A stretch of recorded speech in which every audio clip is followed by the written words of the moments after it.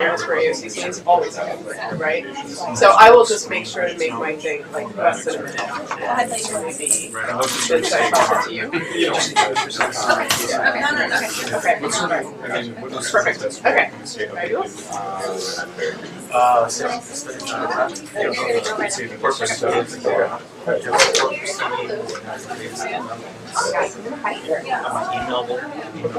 The thing is, I'm getting votes. I believe shortly after. Next time, yeah. You started 2:15?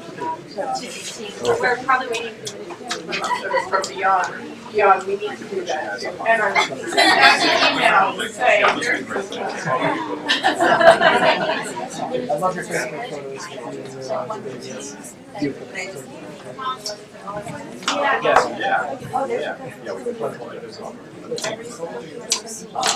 This semester also feels like that. Yeah. I knew I was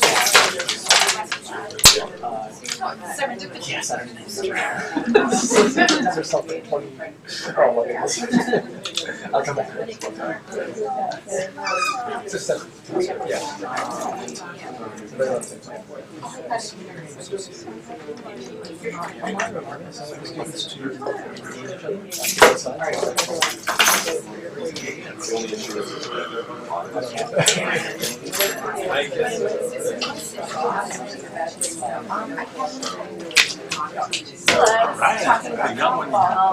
apologize in advance for any. It's better. It's better. Bringing the smart folks in. The big-headed ones. Yeah.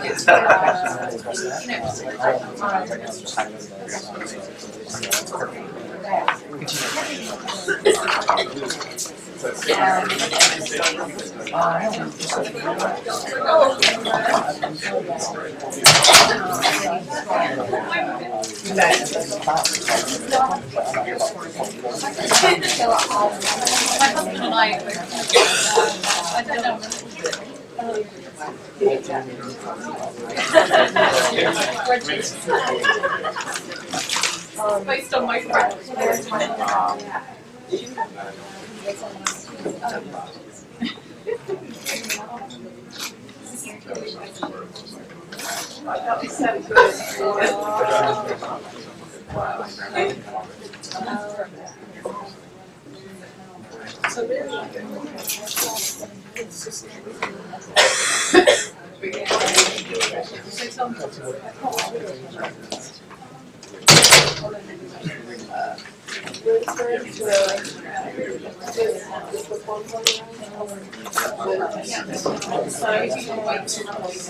Oh yeah, and yeah, okay. Alright. Oh, good.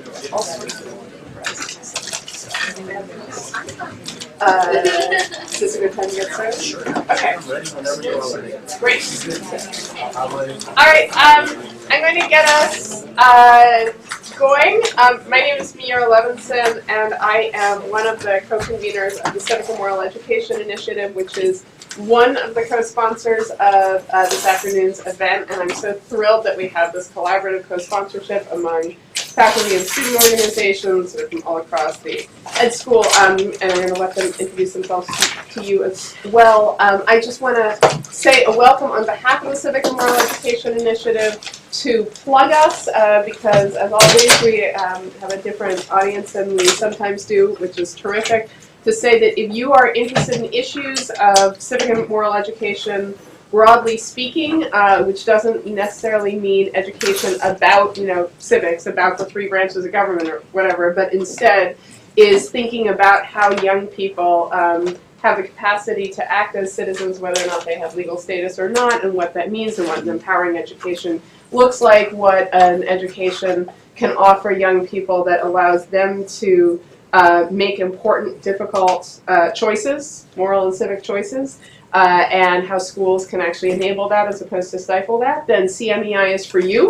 And so there will be a sheet going around where you can sign up. If you will sign your name, even if you've been to CMEI events before, that's great, because that shows that we have some convening power, which is useful for getting money from the dean, for which we're very grateful. And then Sorry, also, Just to interrupt, this is going to double up for the AOCC because they also Oh, want the perfect. record, just Okay. so that people are aware of it. all right, so in fact, we're going to share your information with multiple organizations without your knowledge. I know, really just CMEI and AOCC. Put your email down if you want to get emails from either or both of us. We have a listserv. We have a Ning site, which is like a social networking site where we have a lot of stuff. And we're really thrilled to have you here today. I have personally been totally obsessed by what's been going on in Tucson since 2007. And have been following it from afar that entire time. Written about it, brought it up, thought about it, and so I am really honored that we're going to be able to hear from one of the major players in this, but I'm not the one who's going to be introducing Sean. So instead, I will first turn it over to the AOCC, one of our co-sponsors, so that they can tell you a bit about themselves. So I'm Lucia Moritz, and I'm one of the co-chairs of the Alumni of Color Conference, along with Sue Hale here, and so we're one of the co-sponsors of the event today. And so our theme this year is A Revolution Will Be Live, and so if you're interested, we have some people in the room who are involved. If you're interested in getting involved, AOCC2013@gmail.com. Yeah, the theme, again, as Cecilia said, is Revolution Will Be Live. It's a call to action for educators, people outside of the field to come in and create space to have these discussions about innovative, novel approaches, combining different disciplines, so, and bringing different tactics. It should be a lot of fun. We're going to pass it over to Phil Lee, who's going to be doing the introduction.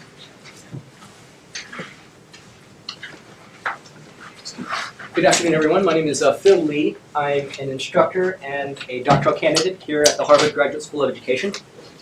I would like to welcome you to this talk. Welcome you. Which is part of Sean Arce's No Mas Tour, the Northeast Movement and Solidarity Tour for Ethnic Studies. I have the honor of introducing our speaker today, Mr. Sean Arce. Sean received his Bachelor of Arts in Mexican American Studies from the University of Arizona at Tucson, his Master's of Educational Leadership from Northern Arizona University, and from fall 2008 to spring 2011, he was a doctoral student at the College of Education at the University of Arizona. Sean Arce is the co-founder and former director of the K-12 Mexican American Studies Department in Tucson.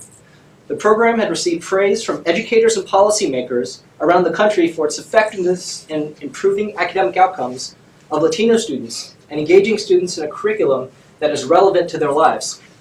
This program was subsequently banned by Arizona state law.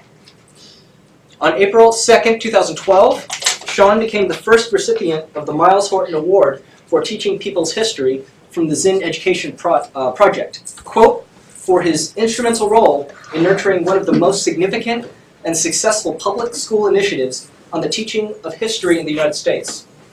He is here to talk about his experiences with ethnic studies in Tucson. I give you Sean Arce.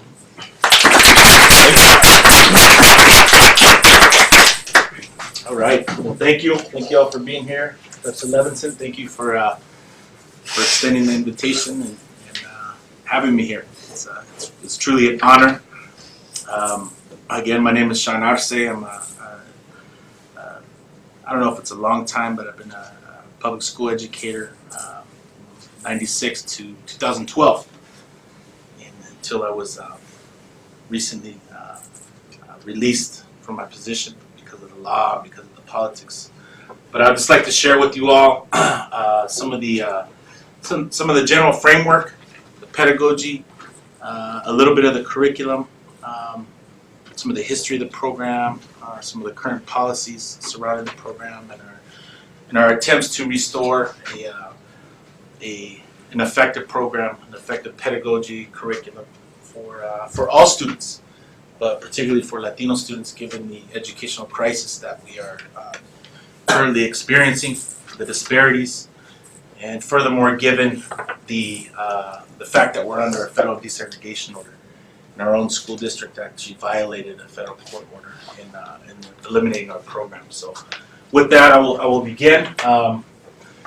The utilization of cultural artifacts in our class is extremely important.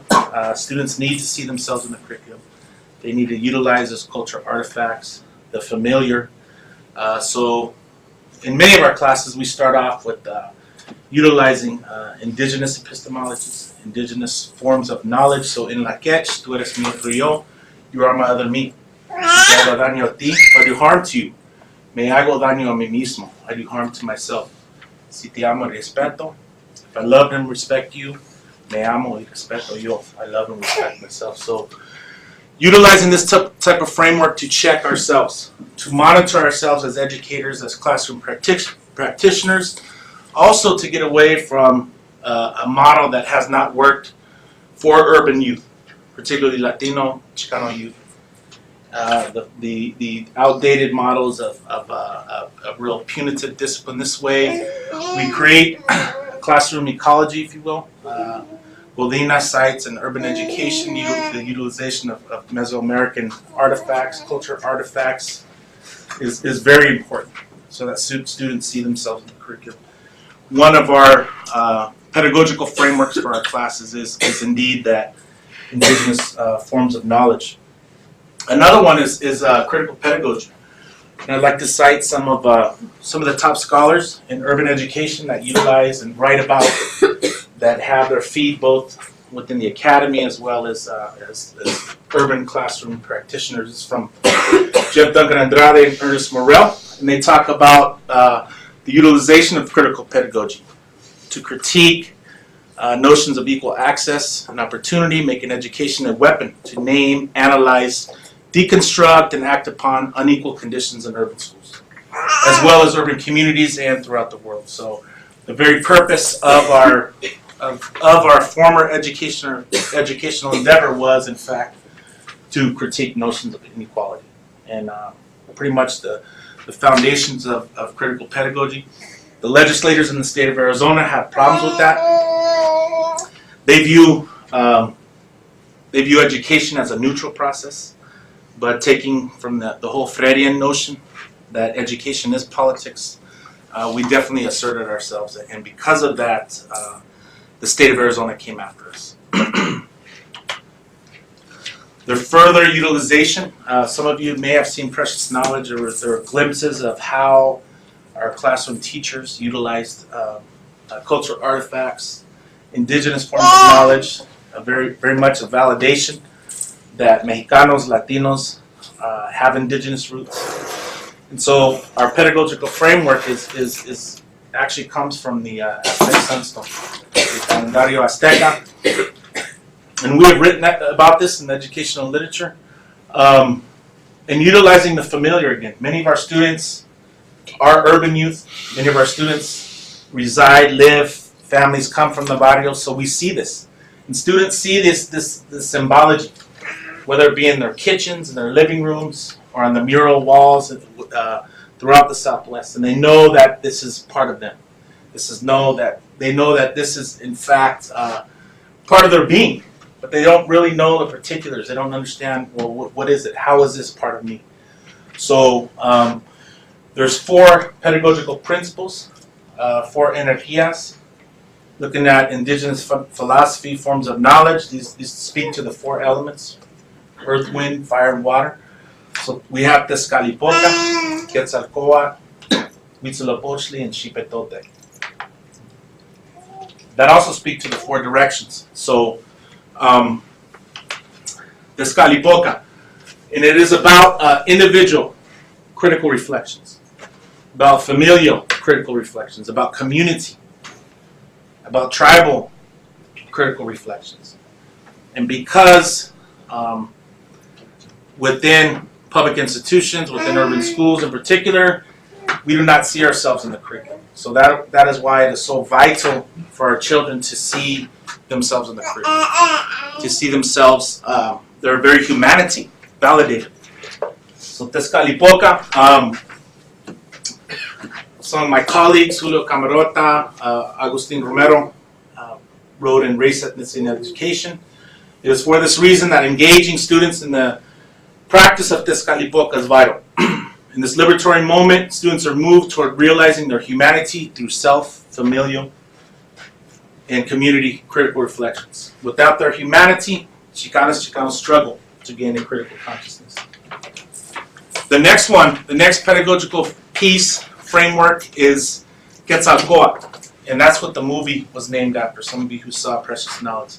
So Quetzal is a beautiful iridescent bird in southern Mexico, also in Guatemala, and sometimes you see it if you've ever seen the Danza Azteca. Sometimes they utilize the quetzali feather. And coat, very much unlike Western societies, the coat represents knowledge because it is close to the earth. We have 2 patas, 2 feet that are, our connection with the earth is limited.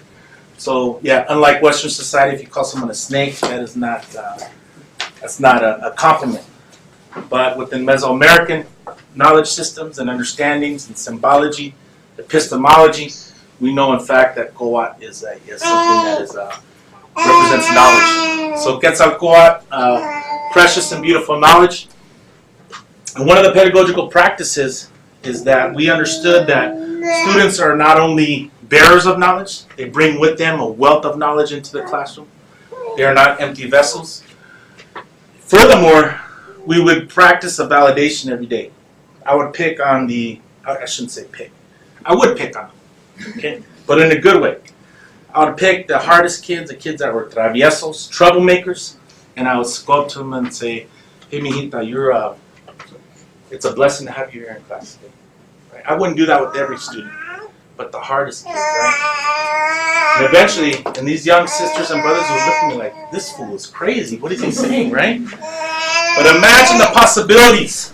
A simple pedagogical practice which I try to utilize with my own children. Because pedagogy is in fact a way of life.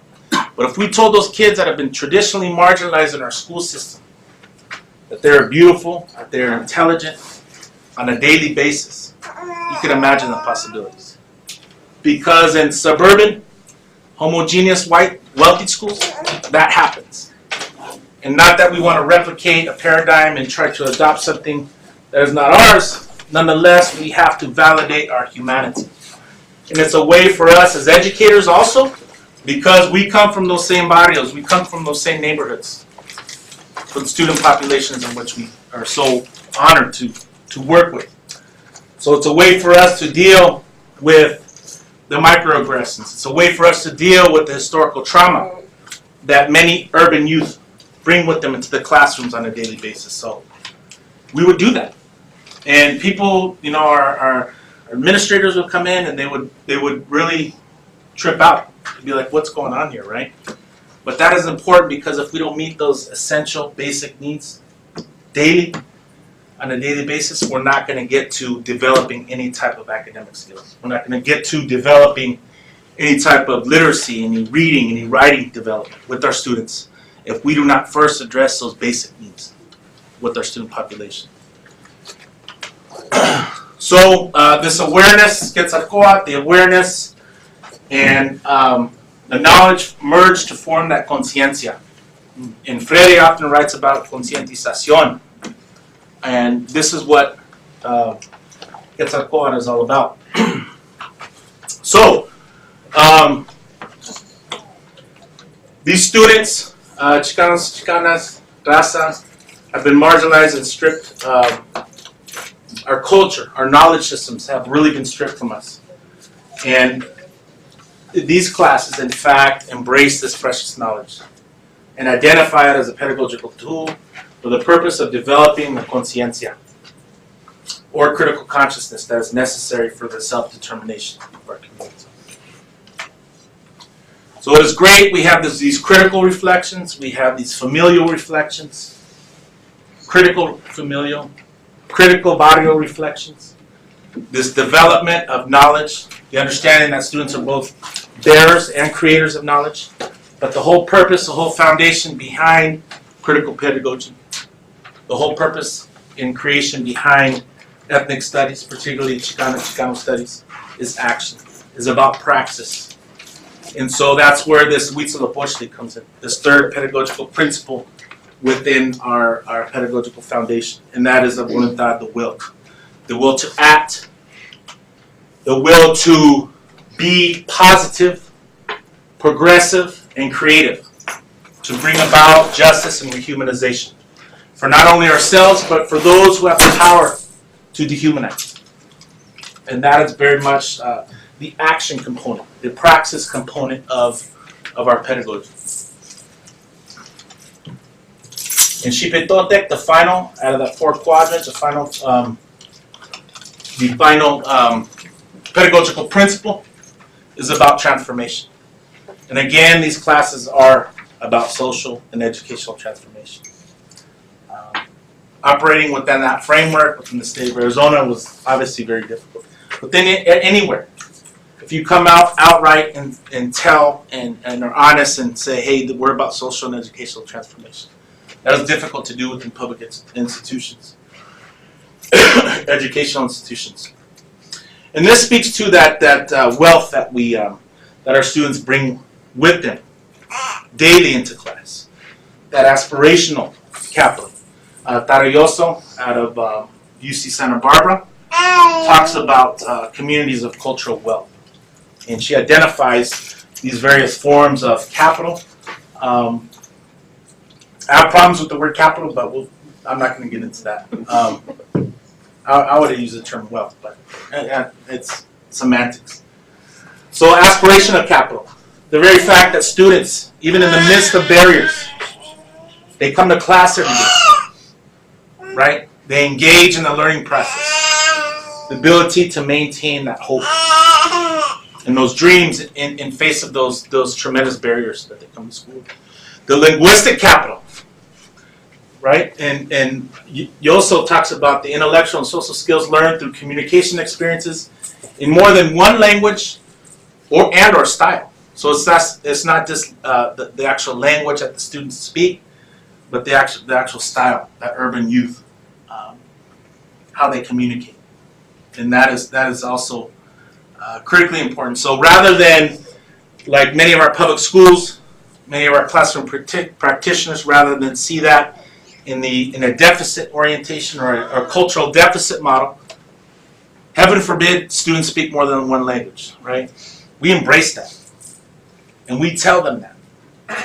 And I was downstairs and I saw some of the students downstairs that was projected about 21st century skills, right? And language happened to be one of them. Speaking multiple languages. The navigational skills. The ability to move between in and out institutions. It's amazing some of the work that our students do. Before they even come into the class, and they don't even acknowledge that that's a skill.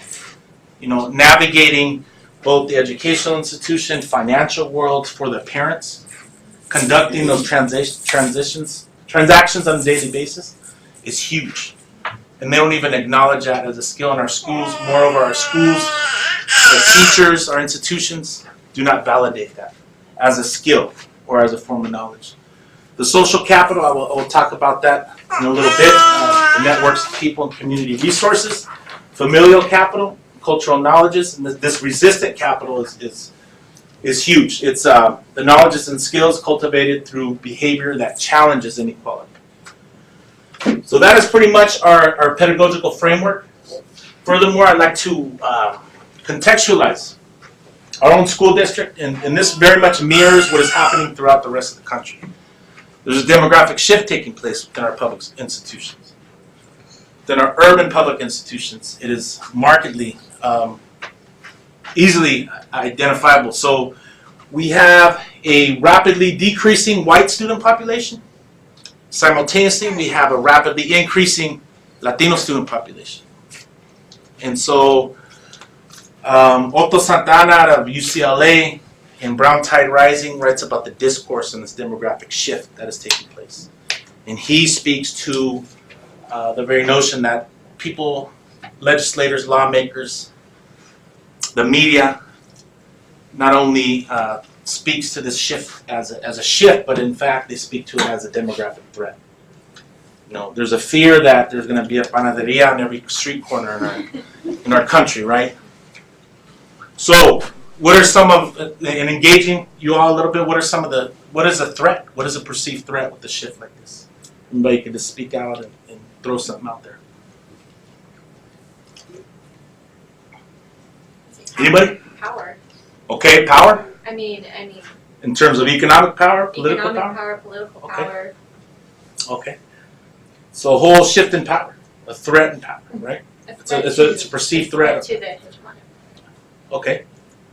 A threat to hegemony. Yes. They are going to take our stuff. Okay. Okay. So that could be economics, that could be, yes. Threat to cultural norms. Yeah. So That's what I was going to speak to next, and that's what our state superintendent Huppenthal said. He says we are engaged in a culture war, and I agree in some respects. It's unfortunate that I do agree, but in some respects, the very telling of history. You know, it's traditionally, if you look at it in a historical framework, the history is told from the east to the west in this country. A very constricted view. But for indigenous peoples, for Mexicanos, it is a north-south trajectory that has taken place for thousands of years. So there is a clash. There's an ideological clash. There's a storytelling clash that is clearly evident that we experience. So contextualizing that, contextualizing some of the data implications that we have, some of the disparities. As you see here, whites represent roughly 60% of the state of Arizona population, are underrepresented in our prison systems.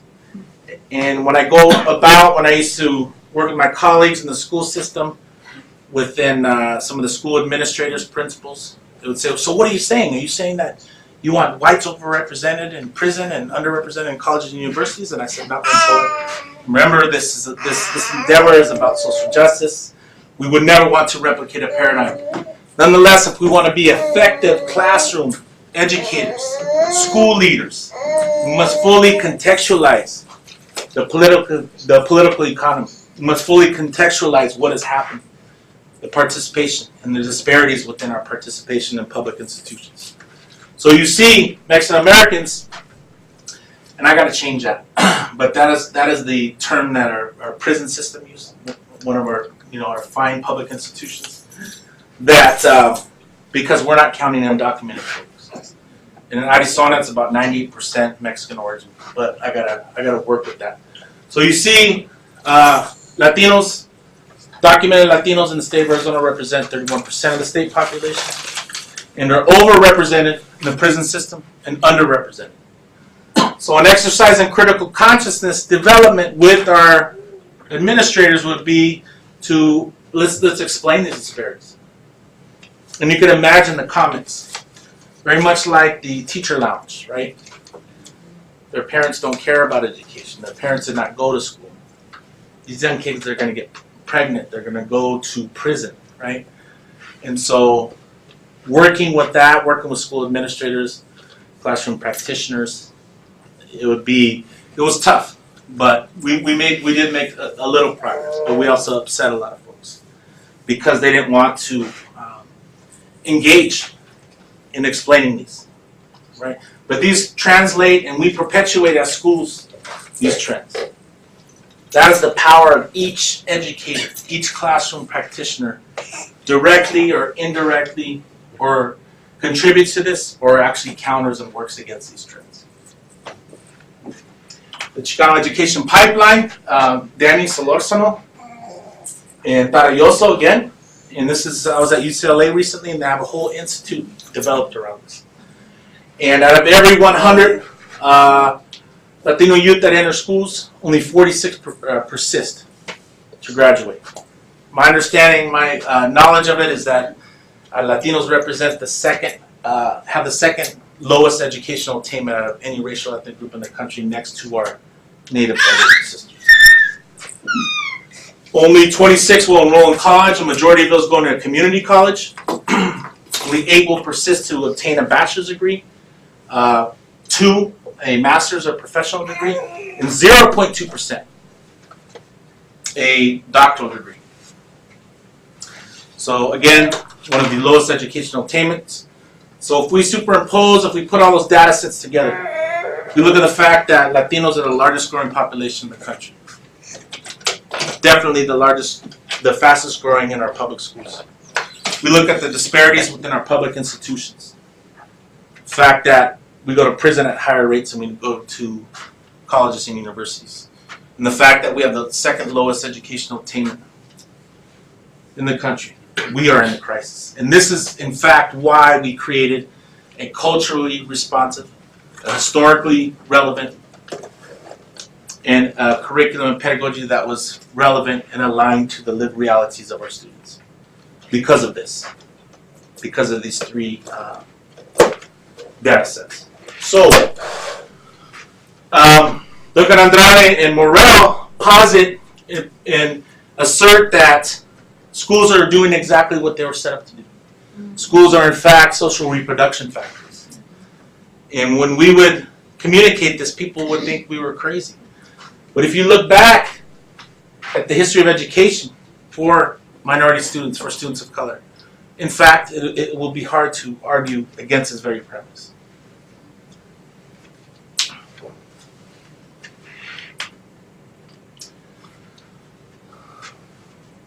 Contextualize the political environment within Tucson. We have SB 1070, the Show Me Your Papers law, which is currently still being, some of the provisions within 1070 have in fact gone through in the Supreme Court, were upheld. Some are still being fought and contested. The whole notion of reasonably suspicious, right? You look reasonably. I would check your papers immediately. So that represented a real attack on our brown bodies within the state of Arizona. HB 2281, the reason why I'm here talking about the anti-ethnic studies law, represents the outline of a people's history, a people's culture, a people's literature, a people's very humanity, our arte, and represents an attack on our souls and our very essence as human beings. The racial profiling of Latino students, 1972 precedent Supreme Court case. You can't check the papers of any resident of students coming in your schools. This is a new proposed legislation that is trying to be pushed through. 1308, 1309, very dehumanizing language, the anchor baby law. Under the 14th Amendment, if you're born in this country, you're a citizen. The state of Arizona has a real problem with the supremacy clause. They don't understand the U.S. Constitution, so they want to repeal that through the anchor baby law. In that only if one of your parents is undocumented and you bear children, that child will not be considered a citizen. Foreign accents. You all in the Northeast have some crazy accents. I will revoke all of your teacher licenses up here, right? So foreign accents. If teachers have a foreign accent, this was another proposed law. Thankfully, it got shot down in the Ninth Circuit. So if you have a foreign accent, they were attempting to take your teaching certification away from you. So when I started with the department, I was the first teacher of record. I taught the American History, Mexican American Perspectives class in 1998. We had 7 students in a room about the quarter of this size, 0 period at Tucson High School. We grew exponentially. We had going from one course to one section of 7 students to 43 sections at our height, serving over 2,000 students at 6 different high schools throughout our district. So we had an American History, Mexican American Perspective, and these are all students elected to take these classes. These were not forced upon students. And they're all core graduation required classes. So you take the American History, Mexican American Perspectives, you will get a credit for American History, a full year. We had a junior English, Chicano Latino Literature, a senior English, Chicano Latino Literature. We had our American Government Social Justice Education Project, which is well documented in the education literature. It's a youth participatory action research project where students would problematize going through the entire praxis cycle. One of the stories that I like to share in my presentations is that a lot of the students reside in really mixed neighborhoods. You have Mexicanos, recent arrivals, 2nd, 3rd, 4th, 5th, 7th. I mean, how many generations of Mexican Americans? You have in 2 distinct native communities. You have the Yoeme, known as the Yaqui, and the Otam, the Hono Otam, all in one neighborhood in the city of South Tucson. So the students, one of the student groups, identified alcoholism as a problem within our community. Other issues that students problematized in the world were police harassment, structural inequalities in schools, the the heavy presence of the migra in our neighborhoods, domestic violence within our own homes, drugs, gangs, police brutality. But the one that I always like to talk about is the alcoholism. And the students identified it because it really hit home for a lot of the students. And they saw the devastation of our own families, our own familias within that. And particularly within this neighborhood, the city of South Tucson has one of the most highly dense areas of liquor store concentrations in the country. Very unique in that you have a very urban setting and you have two native nations that reside within this urban setting. So Walgreens was trying to open up and obtain a liquor license. So the students were simultaneously going through this problematization process, identifying, these generative themes. They researched in public health journals, very rigorous research, much like graduate level research. They would look at public health journals. They would conduct ethnography interviews within our own neighborhoods, conduct family interviews, people that they didn't know, liquor store merchants. And then they came up with a solution. And one of the solutions was to restrict any further handing out of liquor licenses in the city of Tucson. They made that proposal. It fell upon deaf ears. Very rigorous study. They looked at, they demonstrated how liquor stores, the prevalence of liquor stores in our neighborhoods devastates our communities. Devastates Latino and Native communities. The city of South Tucson turned a deaf ear on the students. So therein that kicked that social capital. So our students brought, for the next meetings, they brought their tios, their tias, their brothers, their sisters, their homies, everybody. And they were persistent and they stayed and came to every meeting. They took over the city of South Tucson meetings until finally, and then they went higher to the Pima County Board of Supervisors until finally the city of South Tucson denied the Walgreens the liquor license. So that is definitely government in action, understanding the workings of government. More importantly, understanding how education is relevant. And this particular education model was responsive to their lived realities. And talk about social transformation, that was huge. Unfortunately, 2281, eliminated that coursework. We were also a comprehensive K-12 program. At the K-5 level, we would have curriculum integration, model instruction, where many of our curriculum specialists would go and work with teachers at the elementary level, one-to-one. The middle school level, we had literature classes, and at the high school level, I just showed you. But going back to Freire, who suffered the effects of oppression more than the oppressed? So he talks about problem-posing education, which was really our American government social justice education project, the Youth Participatory Action Research Project. Problem-posing education does not and cannot serve the interests of the oppressor. No oppressive order could permit to begin to question why. So that's why I really believe the state began to come down on us. Our own school district came down on us because we were practicing. We were engaging in praxis of questioning why.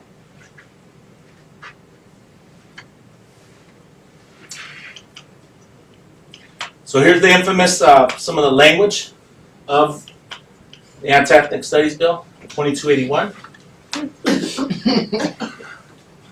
Right? Promoting the overthrow of the U.S. government. There's a little bit of shenanigans. But I will be honest, we were trying to overthrow our own school systems, and we did for a short time frame, because our schools were not being responsive to our communities. We were trying to overthrow our own minds as colonized people, trying to deconstruct, rehumanize, decolonize, trying to learn how to love ourselves, trying to overthrow ourselves, our families, trying to overthrow our own barrios, to make them healthy, vibrant, beautiful places to raise our families and for our students to live. Healthy spaces. So we didn't even have time to think of the U.S. government. I was too busy working. I'm still working on myself, so that's not even a thought. Promoting the resentment toward a race or class of people. When this bill initially came out, our district initially appealed it. And so I had to go through a hearing process in which they would put up primary sources such as this. So our state attorney general, Tom Horn, and the state attorneys questioned, does this promote resentment against white people? This sure looks like it does to me. My attorney was present, and he was looking at me, he said, just answer the question. I knew it, so he didn't even verbalize it, but I knew what he was saying. Because when you're testifying, you're supposed to be succinct, you're not supposed to pontificate, like I often do. So this is a picture from one of the banned books, 500 Years of Chicano History and Pictures. And this is the infamous Texas Rangers. 1923, the lynching of Mexicanos. So I said, no, this is a primary source, this is a historical source, and it's American history. It's American as apple pie. And he goes, okay, you wrote an article in the Hamlin Law Journal how you utilize critical race theory in your American government classes. And critical race theory posits that, talks about disparities in the legal system and how often communities of color get the short end of the stick. The state attorney said that, and I said, well, that's an okay summary of what critical race theory is. But I said, well, the president of the free world, Barack Obama, right? While at Harvard Law School, was actually a student of critical race theory, under probably what we all know as the father of critical race theory, the first African American dean. So if it's good enough for the leader of the free world, the president of the United States, Barack Hussein Obama, it's good enough for Chicano and Chicano youth. My attorney was like, shut up. Right? And then Tom Horn was looking at it. That's why he wants to kill me. Designed primarily for peoples of a particular ethnic group. Yes, they were. I showed you all the data. These classes and this coursework, this department was integrated into an existing, which is now a 40-plus year federal desegregation order, so yes. But never to the exclusion of any group. We would not replicate a paradigm, we would not be exclusionary, and we know the benefits for white students. For us, it's like that Tezcatlipoca, it's a validation of our humanity, our history, our lived experiences. For non-Latino youth, particularly for white youth, critical multicultural education theorist and scholar Christine Sleeter calls it a window. For us, it's a mirror. For white students, it's a window of opportunity to understand, to learn about their peers. So it's only to their benefit that we would offer this. So, and then the fourth one, I need to speak with some of the scholars throughout I'm still trying to figure this one out. Advocating ethnic solidarity instead of the treatment of peoples as individuals. So, very much individualism, Western thought, Western ideology versus collectivism.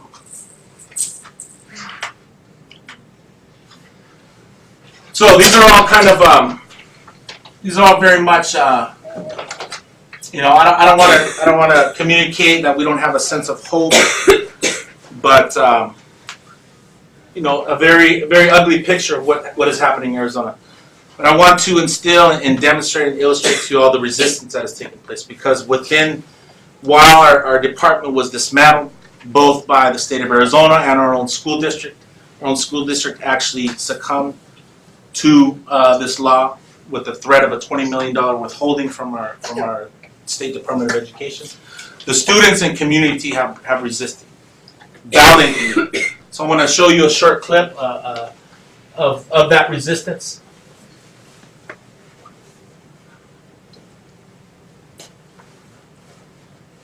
And our school board attempted to eliminate our program, and this is what happened when they did that.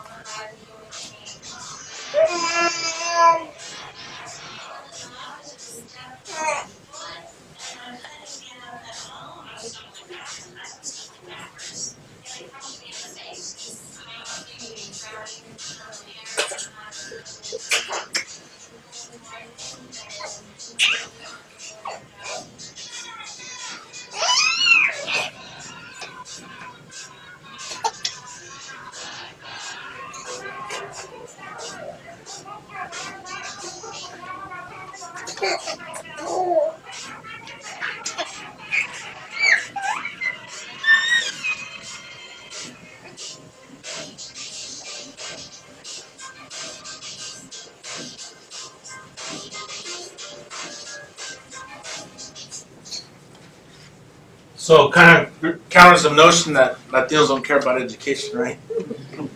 And I don't remember going to school board meetings when I was that age and fighting for my education. This is Julian and Leon. Because of this abuse, the federal government had to intervene. U.S. Department of Education, Office of Civil Rights, as well as the U.S. Department of Justice had to come in, and now they're serving as interveners, as mediators in settling out our federal desegregation order. This made it on CNN. Demographic threat right there, kindergartner. So this is a common practice within our school board meetings. Our schools are already militarized. Our schools already have metal detectors, heavy police presence, but a public space where public opinion is supposed to be heard has become militarized. another sense of hope, grassroots resistance efforts, and as well as contesting in federal district court. 11 teachers, 3 students are contesting the constitutionality of 2281 based on its void for vagueness as well as violation of equal protection under the 14th Amendment. And we, a quick chronology, I'll come back to that contesting in federal district court. Our Attorney General, newly elected Attorney General, in January 2011, declared us out of compliance with 2281. Our district immediately appealed that process, and then an independent audit was commissioned in the tune of $170,000 by our recently elected new superintendent, state superintendent John Huppenthal. In that audit, they came in our classrooms. They looked over a 6-year period of academic achievements. They looked at graduation rates, college matriculation rates, and also to see if we're in violation of those 4 provisions from that law. Our state superintendent declared us out of compliance on June 15, 2011, but he withheld the findings of the audit for about 8 weeks. So like, what's going on? You've had this audit, and we got a couple days before June 15th, we got the audit, and it stated that we weren't in violation. And in fact, it stated that students in our classes not only closed a pervasive achievement gap between Latino and white students, many of those 6 years, all of those 6 years, they surpassed it. That students not only graduated from high school at higher rates, they graduated at a 97.5% rate, compared to 46% nationally, compared to 52% in our own school district. College matriculation was at 70%, compared to 26% nationally, 28% in our school district. So we're at the meeting, students, parents. Huppenthal had a press conference. We're like, wait a minute, how can you dismantle a program when your own commission audit didn't find it to be in violation of the law? Furthermore, and more importantly, that it improves academic achievement. In the qualitative portion of the audit, the students communicated that they feel good about themselves. You know, that they have a positive self-image. And Huppenthal said, well, it's not about academic achievement. It's about American values, and you are all teaching American values. And I, as a state superintendent, declare your program out of law. And if you continue to teach the classes, we will withhold $20 million in public education funding. So we went through the appeal process, and then finally, on January 10th of 2012, our district dismantled us. But these are some of the findings for the reading outcomes for 6 consecutive years. The writing outcomes, the blue bar represents students in our classes. The red bar represents the comparison group. Right now, there was another, even a more rigorous quantitative audit from the federal courts within this desegregation plan that was commissioned, and it's under a quash order right now. But it's a highly rigorous quantitative study that again looks at academic achievement, graduation rates. So these are the findings of the audit. I told you about those. Motion for summary judgment. We are contesting in federal district court on March 19th. That's my beautiful daughter right there, Maya Arce. She's a 9th grader at Tucson High. Very proud. She led the middle school walkouts as a middle school student. Got in a lot of trouble, but I think it was important, and it was she's an organizer. I knew nothing about it. None of us knew anything about the student takeover of the school board either. So contesting it, we're still waiting to hear. I think after the elections, because this is such a highly politicized legal case that we're going to wait till after the elections of the new school board, and the judge is going to determine whether he favors he rules in favor of the state or in favor of the teachers and the students.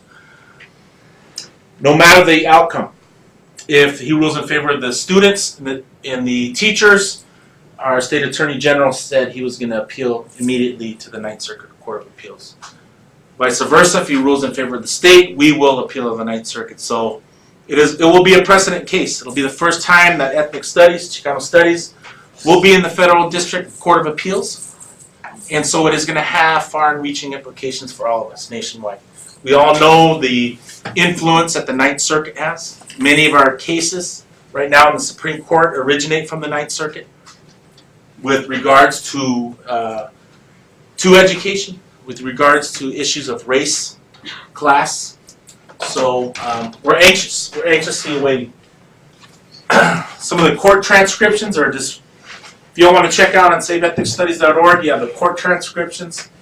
Our State Attorney General compared our teaching in line 12 and 13 to the Ku Klux Klan. In Federal District Court, it was pretty good. And here's some of the short list. On January 10th, January 11th, our district came in front of our students and began to box up books. So this is a short list of some of the books that were that are banned within our school district. Sandra Cisneros, Women Hollering Creek, right? That's part 1 on how to overthrow the U.S. government. And part 2 is like water for chocolate. Criminal though. Criminal that we're banning books.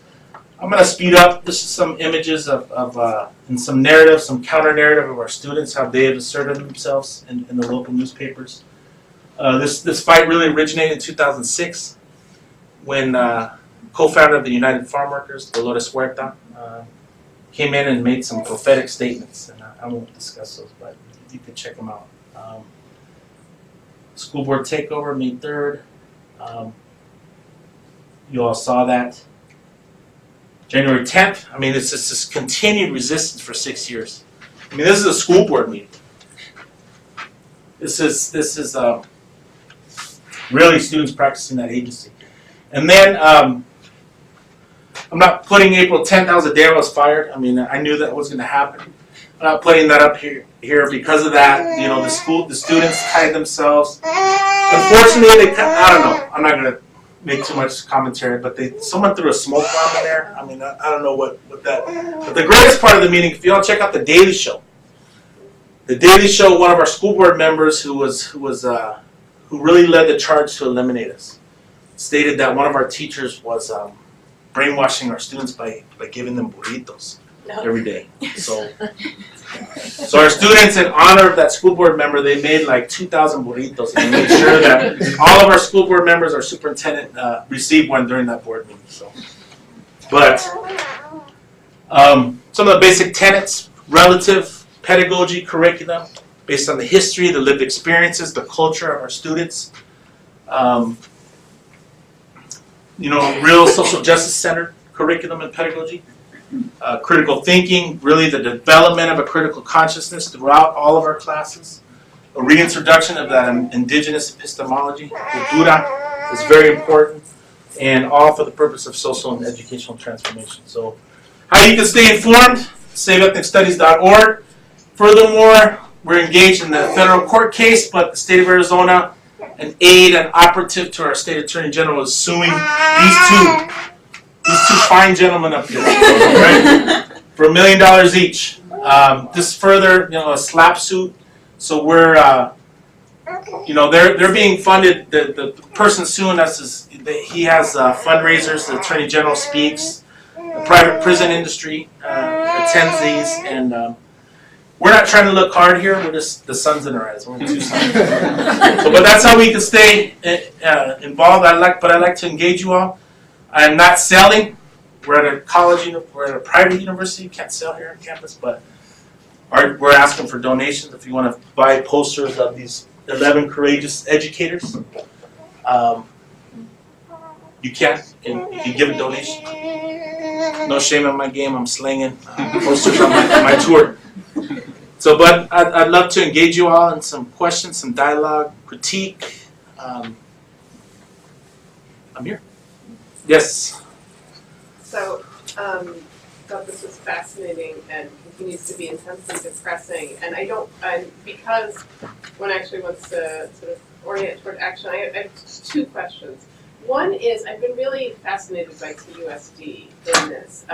When I first discovered that you guys existed in 2007, I was just astonished that there was a school district, a public school district in this country that had these ethnic studies courses, not just Mexican American studies, African American studies, right? I mean, and I just went around saying, do you know that there's like this, public school district in Arizona that does this?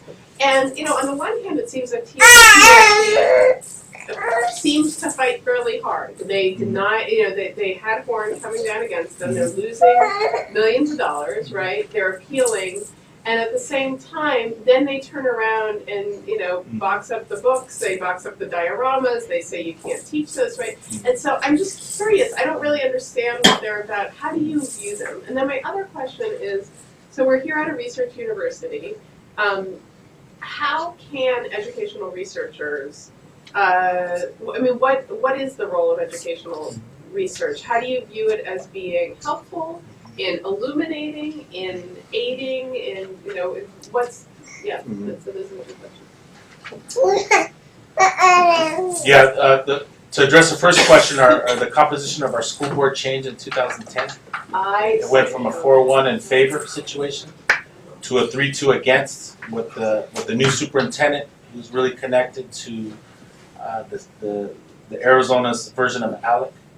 So he's very connected to the business community. So he was really inserted into there to really eliminate us, I think, politically.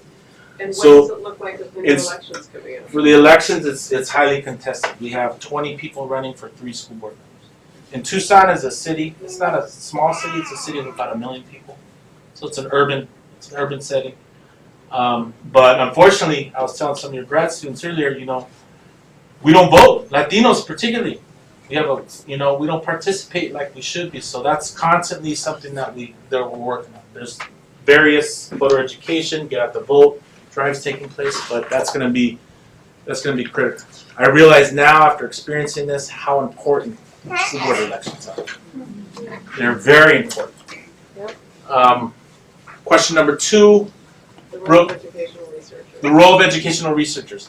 Yes, to write on this, to publish on this. You may know that there's been a lot of publication on this very issue. There's a new quantitative study. Those of you who are quantitative researchers, there's a new quantitative study that's coming out that was commissioned by the federal court at the University of Arizona. Our Dean of Education, Ron Marks, a young scholar, Nolan Cabrera, and then Jeffrey Miles, a CRT scholar, who, that'd be great to illuminate and shed light on, what the quantitative measures are. And become, as researchers, connect to our own communities, assess the needs of our own communities, what our parents think about the educational system, assess and ask them what programs they think would benefit their children in our own communities. Create bridges from the university to the communities that we're serving. Those are all ways in which we can really develop solidarity. That's the biggest sign of solidarity.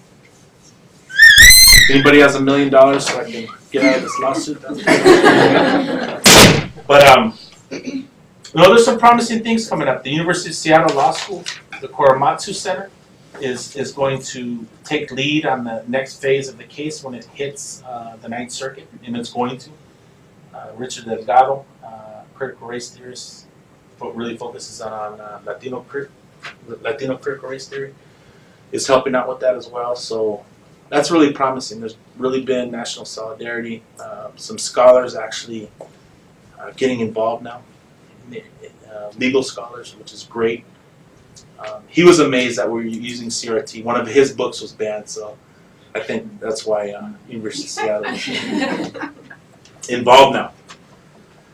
But those are some of the ways that I could think of, Professor. Those are some of the ways in which we could really write on this issue. It's going to be, it's going to be an issue that's going to have far-reaching implications nationally, especially after it hits the Ninth Circuit. So, any other questions? Yes. This question, in a way, kind of doesn't matter, but I'm very curious. Who basically got privy to what was going on and decided that they were going to get the school board and get people involved? Was there a particular organization? You talked about, getting the private prisons. is there a group, there has to be somebody putting money towards this, you know? Yeah, it's a demographic shift. It's a politics. It's a climate within the state of Arizona. Students are really exercising and practicing that agency. And they begin to practice that.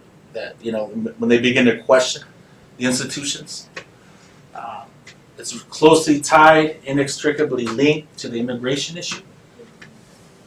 So, when you have the entire school district walking out.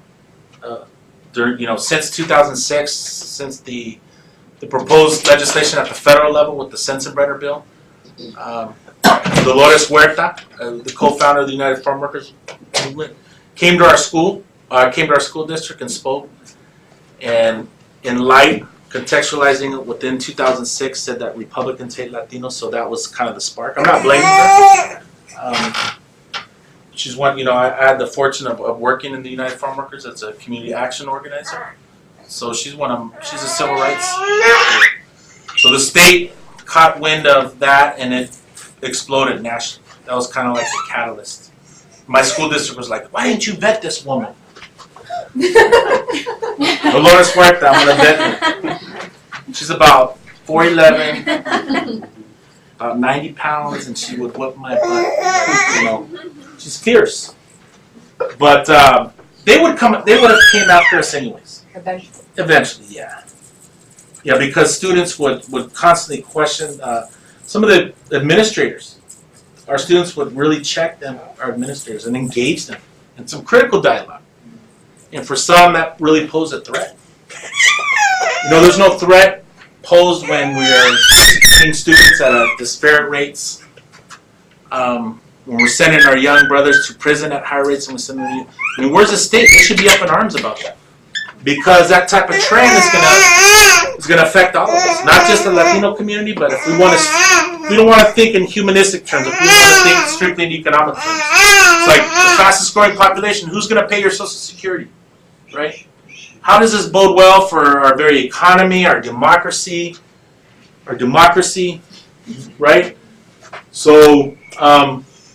It's a mess. It's a mess, and hopefully we'll begin to make sense and continue to work for social justice regarding these issues. So, yes.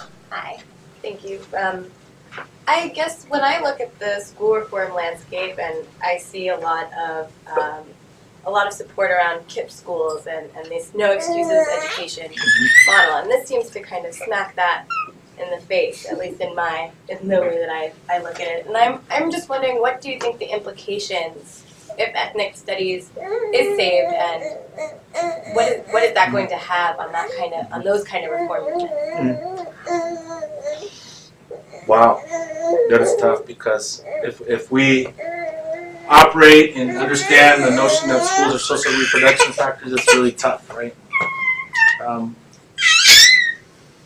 The Cambiamite, they're one of the main corporations that are that are shutting schools down, or they're the determining organization that says, okay, we're going to turn your school over. This is going to be a statement school.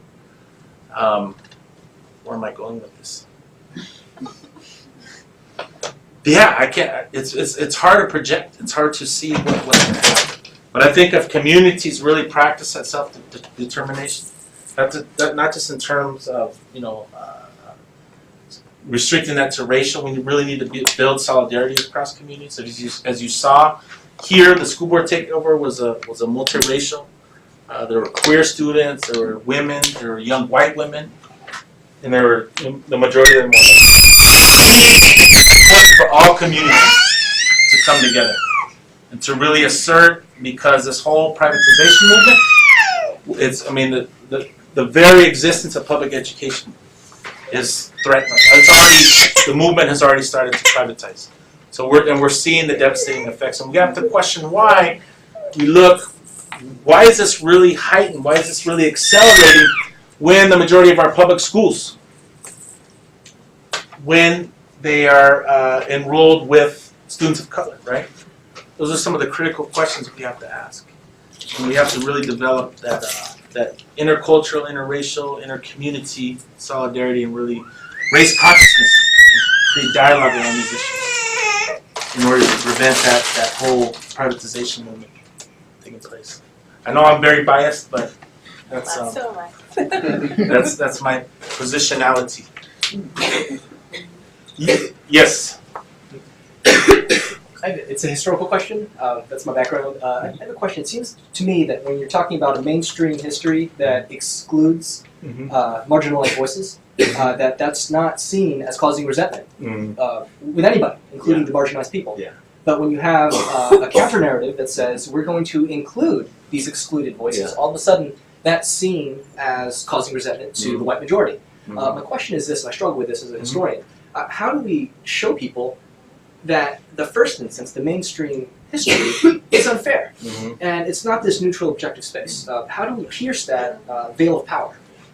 There's a, classroom educators, practitioners, teachers could just engage students in dialogue and see the devastating effects of an exclusionary curriculum.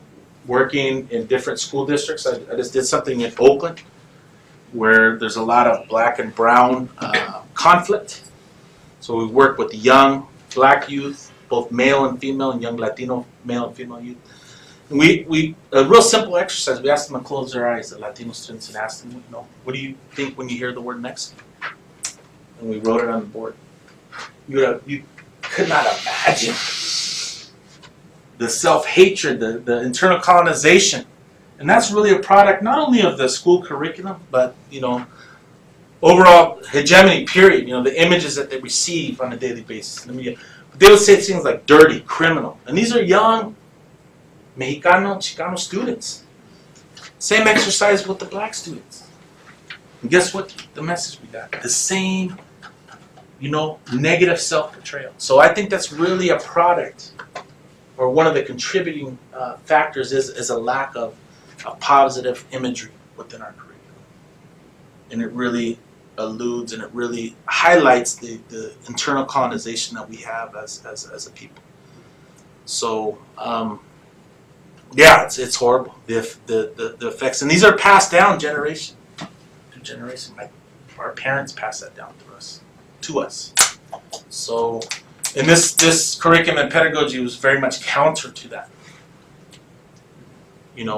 Students the little troublemakers, that would never be caught dead with the book, right? At the end of the year, they're walking around with a little hop in their step with a couple of books in their hand. And even their parents would be taking the books and jacking them, stealing them from us. I shouldn't say stealing. It's public education. They're taxpayers, right? But they would be dying to read these books and engage in conversations with their children. I mean, that's really what education is all about. Because that was stripped from them. That was denied them through their educational experiences. So, devastating effects on communities of color. Yes, ma'am. Yeah. Sorry for pointing, but I don't know your own names. Well, I've been around for long enough to have seen quite a few civil rights movements. And this to me just absolutely fits in. And that what really intrigues me is that it's the high schoolers, it's your students who are, doing what happened in the 60s around Vietnam, that they're sitting in, protesting, they're getting engaged, and that they really recognize an issue around injustice. Yes. Which is the theme of what's going on. And for me, like I say, I've been around for a long time. And I've kind of watched what's going on with the election and everything else. And I've been wondering, where is the next civil rights movement going to come from? Because I think the time is kind of ripe for people to be standing up for the rights that have been walked over. And when you talk about banning books, I think that hits everybody. Yeah. And, in a school of education, I think that really it really caught the national spotlight. I mean, when the canon was banned, when Shakespeare was banned, nobody really cared when Cisneros and other people. Shakespeare, that's a canon. The ACLU came in, they brought in the troops once Shakespeare was banned. But no, I agree. Yeah, the Tempest was. But I agree. It really needs to. I think Arizona is a lot of things are emerging in Arizona. I mean, the atrocities along the border, the violence. The private prison industry is the fastest growing industry. I think it's second to Texas in the proliferation of prisons. You know, the very data that the prison industry is gathering. If you go on the Children's Defense and Education Fund, who we've done some consulting with, the school to prison pipeline. You know, it speaks to the fact that the private prison industry are looking at third grade reading scores to project how many prisons they're going to build in urban school districts. Yeah, just. So it's overwhelming because now the corporations, are deeply involved in these issues and are advocates for working against educational programs that are effective. So, yeah, it's tough. It's tough, but those students really hold promise. They really provide inspiration and hope for all of us. Just one more, and that Please. is, and that is that probably everybody here knows, but the Texas Republican Party put in their platform that critical thinking was not to be taught. The National Republican Party. And that actually got some press. Yeah. Got some Didn't they want to exclude Thomas Jefferson from the social studies standards or something well, too? Something just crazy. which is not to say the rest of the country. Yes. If you tell me just from a strategic point of view, my way is I can read the exposure to racism, the context of the current racism, historic racism of Arizona in particular, the history of this country, blah, blah, blah. But from a strategic point of view, in terms of trying to get certain things accomplished, you did best to deal with like the positive outcomes that the students have with information and not trying to it complicates when you start going the racist context. Yeah. So from a strategic point of view, what input advice would you give on that? Gosh, that was so difficult to negotiate because we don't control the discourse. The mainstream media has controlled the discourse. And they would really neglect and just marginalize the whole fact about academic efficacy of the program. They wouldn't highlight that. The Camden report came out. I'm really anxious to see when this new report comes out. Quantitative studies will be out a week from this Friday coming up. And so what is going to, how do you negotiate that when you don't control the media? That's really tough. So we try to really do it locally, try to convince people, try to change their hearts and, not their minds. And the students do a great job of that.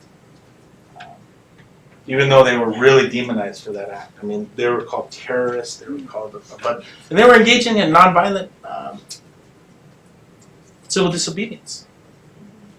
Never were they attacking anybody physically.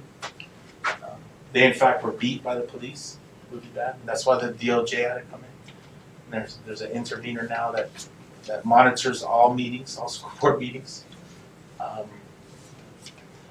But that's a great dissertation question, right? I don't know, because it all depends upon the context, where you live, who the power brokers are, who controls the media. But I think across the country, corporations control the media. So that's difficult. But yeah, to highlight the efficacy of the program, to engage in real, authentic community dialogue. Most importantly is the parents. If we didn't have the parental support, we would have nothing. I mean, some of these students who took over the school board are undocumented. So you can imagine how vulnerable they made their own families. And talk about courage. That's real courage. Fighting for their education, that's huge. I draw a tremendous amount of inspiration from those young folks. Because I'm privileged. I'm a male. Chicano, but I'm a male. I have an education. I don't have a job right now, but I mean, the students that I serve and my own children, we're so privileged compared to those undocumented. So it's really hard to negotiate those different communities. Latinos were very, very dynamic and fluid communities. So, but thank you for the question, but I just don't know how we can. I think we should dialogue and write on that. That's a good piece to write on. How do you negotiate? effective, but yet controversial educational programs for youth of color. Yes, sir. I'm sorry for pointing. No, You were next? That's totally fine, yeah. Well, first of all, thank you, not just for this presentation, but for all the work that you're doing. And thank you for those students who contributed for us and their parents. I'm just curious, we talked about solidarity. I'm wondering if any other districts, cities, states have decided to try to take this up, offer ethnic studies, and try to bring it on. Yeah, San Francisco Unified is within the last year they voted in the ethnic studies department. Santa Monica, Malibu Unified School District, Oakland Unified School District. Been doing work in Austin and San Antonio. Been talking to some of the school board members and the superintendents that are thinking about doing this because they're all operating in an educational crisis. They're losing their students. Latino students, our districts are doing a horrible job of educating, or of meeting the educational needs, the social needs, the emotional needs of our students. So we need to find creative, and you can't go in and say, well, your community needs this. Every community is unique, so I think it needs to be an organic process. It needs to be a real assessment of the community's needs and what kind of educational program. Do they want a culturally based program? Do they want one of critical pedagogy? What type of transformative education program do they want? So it all depends on the geography, where you are, the context, the politics. I can imagine if they did this in the Valle in southern Texas, what would happen in the state of Texas? People would freak out.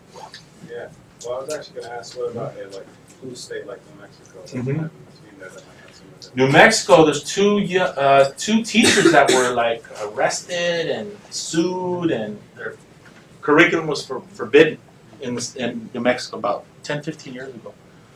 They didn't have a comprehensive program. They were teaching single classes, and yet they were fired, and their teaching licenses were revoked, and they went through the whole demonization and marginalization. I mean, it was so. New Mexico's tough. New Mexico is a really tough state.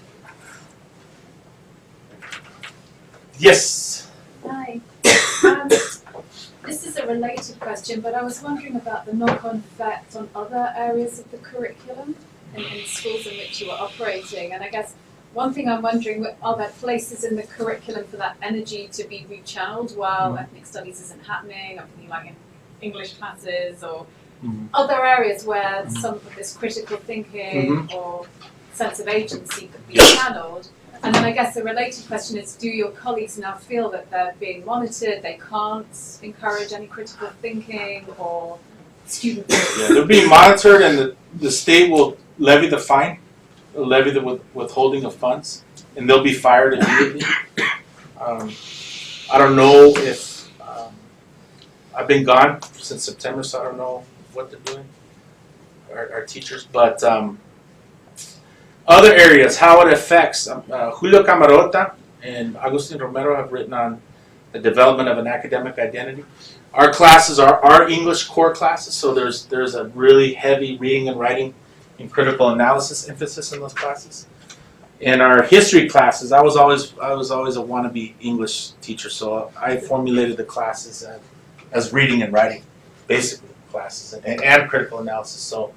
So what we found is they talk about the development of an academic identity of students, and there needs to be further studies, but students in the math standardized tests, the passing of the math portion of our standardized tests, students come in failing those classes, doing very poorly, and after they take the classes, they catch up at the very least or surpass. So I think there is a direct translation. I think that really speaks to self-image and that development not only of a strong cultural identity, but with that comes this academic identity. And we've written about barrio intellectuals or a barrio pedagogy in the development of both a cultural being as well as an academic being in our young people.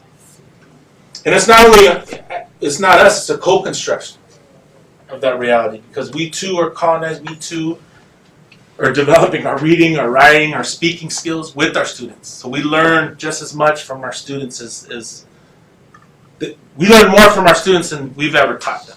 I think, because they come in with this tremendous amount of wealth from our community. So, but I think there's a translation. But there does need to be further studies conducted how ethnic studies has translated to areas where we don't teach the classes, such as mathematics or science or any other core classes. Yes. Does the curriculum encourage or condone illegal immigration or other unlawful activities? Does it condone illegal immigration? No, but it questions. It really does question the laws around immigration. Does it fail to present both sides? Or Most definitely. We definitely present both sides of the issues and have the students debate on those issues, have them substantiate and research the issues, and engage in dialogue and community exercises and forums on the issue. So it also questions the very notion that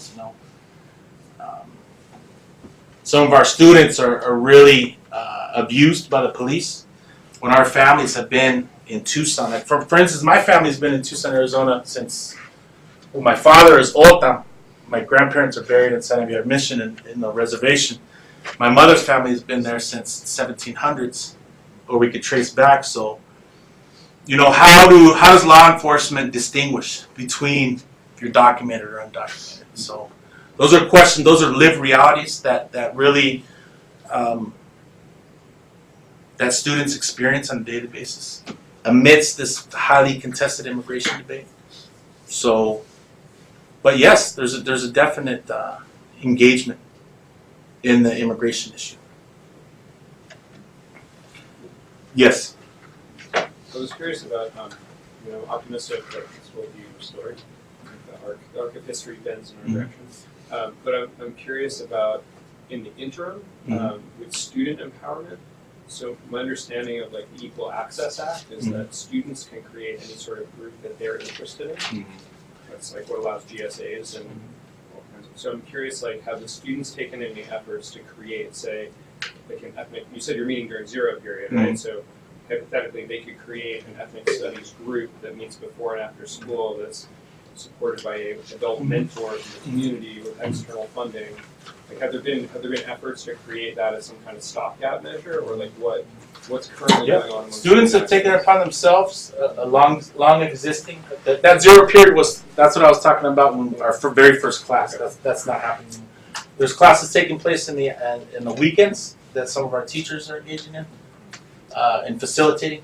And there's a student group, one of the oldest Chicano student organizations, MECHA, Movimiento Estudiantil Chicano de Aztlán, that students have taken it upon themselves to teach the classes, to engage in dialogue, to have community forums.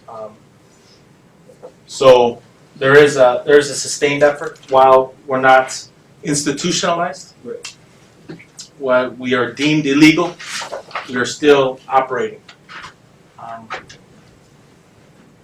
on the margins, but yet we're still sustaining ourselves and keeping the movement alive. So We should say thank you very, very much. well, thank you.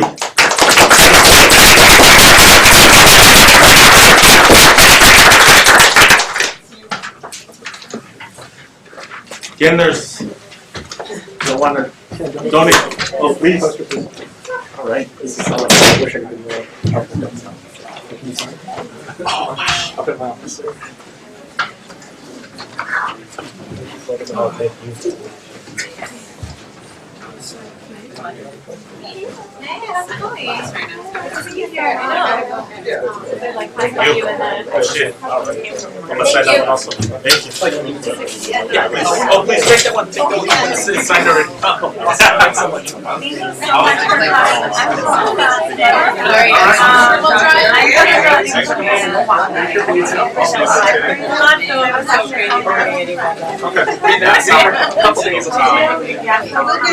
If you ever want to Skype in or something, if that's me, that would be awesome. let me know. Okay, Yeah, sure. Thank you. Barb. How are you?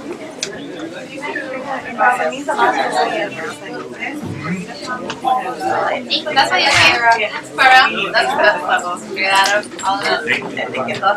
Oh, do you have it?